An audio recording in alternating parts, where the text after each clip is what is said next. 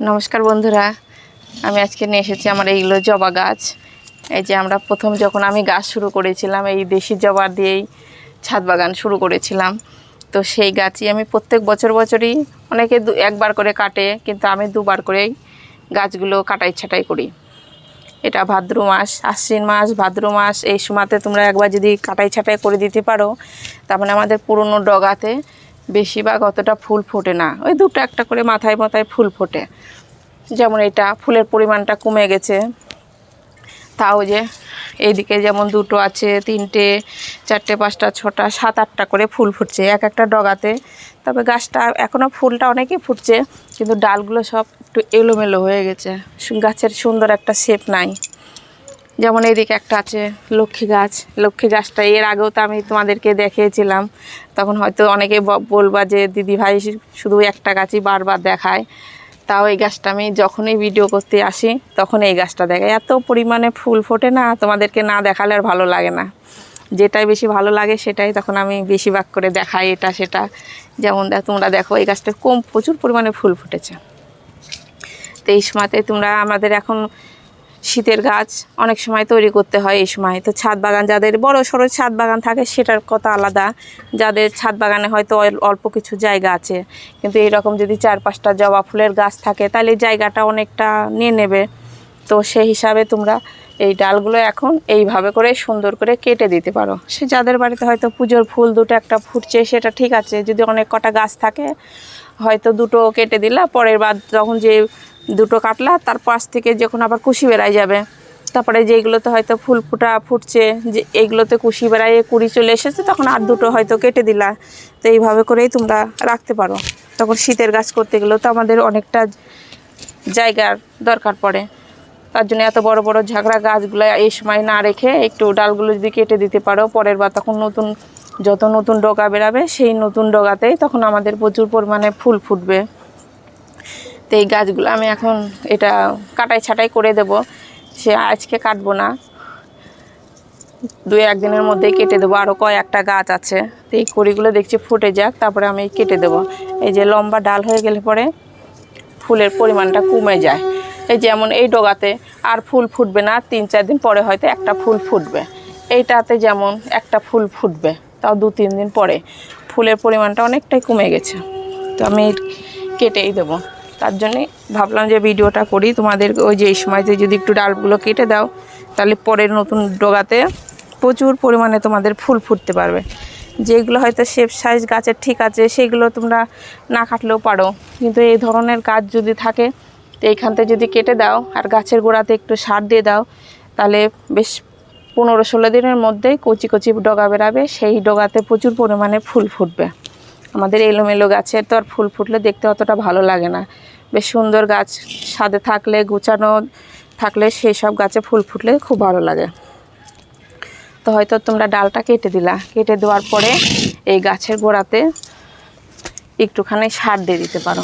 সার বলতে কি, যেমন একটু গোবর সার, একটু হিউমিক অ্যাসিড, এগুলো মিক্সড করে গোবর সার।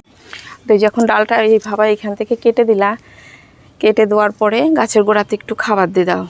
খাবার বলতে কি, একটুখানি মাটি হয়তো তুলে নিলা, আমি সেটা দেখাচ্ছি।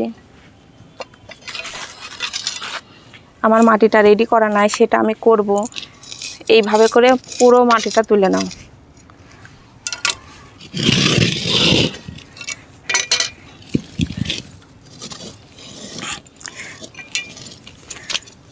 এইভাবে করে সাইড থেকে একটুখানি করে শিকড়টা কেটে এইভাবে করে পুরো মাটিটা, তবে আমার এখনো ভিজা আছে, মাটিটা একটু শুকোক তারপরে আমি করব। সবসময়তে এই বৃষ্টি হচ্ছে, এই মাটিটা সাইড দিয়ে ধার দিয়ে একটুখানি তুলে, যতটা মাটি তোমরা তুলে নিলা, যে তারপরে সেই নতুন মাটি আবার কিভাবে তৈরি করবা, মানে গোবর সার নিলা, এর সঙ্গে আর মাটিটা তখন মেশাতে হবে না। যতটা পরিমাণে গোবর সার লাগুক, হয়তো 2 মুঠোও লাগতে পারে, 3 মুঠোও লাগবে, যতটা তোমরা মাটিটা তুলবা আমি সেই পরিমাণে বলছি। দিয়ে সেই সময়তে তোমরা সেই গোবর সার নিলা, আর ওর সঙ্গে একটু সিঙ্গেল সুপার ফসফেটটা একটু অল্প পরিমাণে দিবা। এটা আমার 10 ইঞ্চি টব আছে, সিঙ্গেল সুপার ফসফেটটা হয়তো 1/2 চামচার মতো নিয়ে নিবা। আর যদি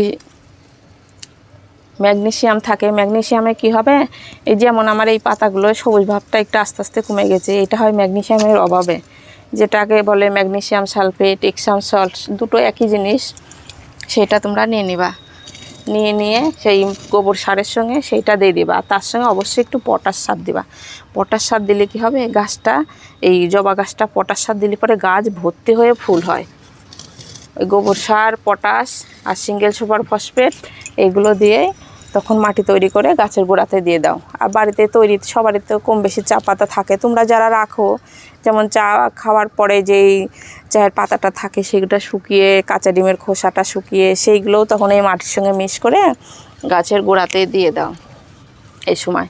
আর অন্য অন্য গাছ যে সময় থাকে, তোমাদের আরও গাছ থাকে, এইটার সময়টা কি হয়, হয় একটু পোকা লাগে গাছটাতে বেশিরভাগ, ওই সাদা সাদা পোকাগুলো লাগে, সেই কাণ্ডর সঙ্গে বেশি লেগে লেগে থাকে। অনেকে বলে দুয়ে পোকা বলে, মিলিবাগ বলে, সেই ধরনের পোকা। সে আমার গাছটায় নাই, থাকলে হয়তো দেখাতে পারতাম। ওগুলো তোমরা মাঝে সাঝে যখনই ছাদে ওঠো একটু খেয়াল করবা। ওই যে কোনো একটা গাছেই যদি তোমরা দেখতে পাও, তখন কি করবা, কাণ্ডর থেকে একটু কিছু দিয়ে ঘষে ঘষে পোকাটা তুলে দেবা। হয়তো দুটো একটা ডালে লাগলো, 2-1 দিনের মধ্যেই তোমরা যদি বিষ না দাও কিংবা পোকাটা না মেরে ফেলো, তাহলে কি হবে, গোটা গাছে তখন ভর্তি হয়ে যাবে। ওই জন্যই তোমরা যখনই ছাদে ওঠো এই সময়টায় একটু খেয়াল করে দেখবা যে গাছে পোকা লাগলো কি, তো তখন পোকার ওষুধটা দিয়ে দাও। আর এই যে এই সব এগুলো তো দেশি জবা, এগুলো সব যখন তখনই ডাল কাটা যায়, তো ডাল কাটার পরে ওই সব সারগুলো দিয়ে দিলে, আর যখন দেখবা কচি কচি পাতা বেশ বেরাচ্ছে, ছোট ছোট কচি কচি সবে বেরাচ্ছে কাটার পরে, তখন তোমরা কী করে, একটু পাতলা করে একটু সর্ষের খোল ভিজানো জলটা দিয়ে দাও। খোল ভিজানো জলটা দিলে হবে, যে কুশিগুলো বেরাচ্ছে নাইট্রোজেন সার পেলে পরে কি হবে, বেশ একবারে ঝোপালো হয়ে তাড়াতাড়ি করে বাড়বে। তারপরে তোমার মাটি তৈরি করার সময় তো একটু পটাশ সার দিয়েছো, তারপরে যখন দেখবা যে নতুন নতুন ডগাগুলো একটুখানি বড় হয়েছে, তখন আর একবার এই টবটাতে, যেমন 10 ইঞ্চি 12 ইঞ্চি টবে তোমরা এই লাল পটাশটা 1 চামচা মতো নিয়ে, 4 চামচের 1 চামচা মতো নিয়ে জলের মধ্যে বেশ গুলিয়ে নিয়ে সেই জলটা তোমরা তখন গাছের গোড়াতে দিয়ে দাও। হয়তো তোমরা একদিন আগে যদি পটাশ সারটা ভিজিয়ে রাখো, তাহলে সেইটা বেশি ভালো হয়, একটু সুবিধা হয়। পটাশ সারে একটু, ওটা তো রাসায়নিক সার, একটু ঝাঁঝালো ভাব থাকে, তো সেইটা তোমরা ডাইরেক্ট না দিয়ে হয়তো যেদিনকে দিবা তার আগের দিনকে পটাশ সার 1 চামচা মতন পটাশ সার একটু জলে গুলিয়ে নিয়ে গাছের গোড়াতে দিয়ে দাও। তারপরে তখন দেখবা যে তোমরা গাছে পুরো এরকম ভরপুর ফুল চলে আসবে।